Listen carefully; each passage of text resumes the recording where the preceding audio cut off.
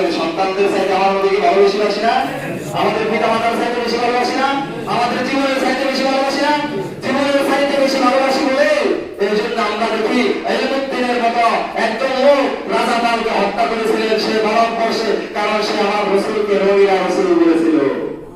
এই জন্য বিচারের কাঠগড়ায় গিয়েছিলেন, সমস্ত এক টুকরা বলছিল সেদিন তুমি বলবে আমার সেদিন মাথা ঠিক ছিল আমি যখন রাজা পালকে হত্যা করেছিলাম, কিন্তু তিনি বলেছেন না, বিচারককে বলেছিলেন আমার মাথা ঠিক ছিল, আমার সব কিছু ঠিক ছিল, আমি সব দিনে স্বেচ্ছায় রাজা পালকে হত্যা করেছি, তার কারণ সে আমার রসুলের বিরুদ্ধে বই লিখেছে নবীরা রসুল। অথবা তাকে এক টুকরা জিজ্ঞেস করেছিল এই কথা কেন স্বীকার করলে তুমি? তিনি বললেন আমি স্বপ্নযুগে বিশ্বনবী এসে বলেছেন ও ইলমুদ্দিন আমি নবী মুহাম্মদ জান্নাতের মধ্যে তোমার জন্য অপেক্ষা করছি। সেই ইলমুদ্দিনের জানাজা পড়ছিলেন বিশ্ববিখ্যাত বুজুর্গ আল্লামা জাফর আলী খান।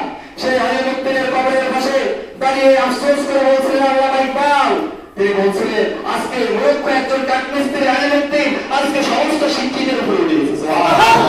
আমরা চাই না সেই ইলমুদ্দিনের মতো হতে? রসুলের অপমান যখন হবে আমরা তাদেরকে রুখে দেবো ইনশাআল্লাহ। আর রসুলের আদর্শ এবং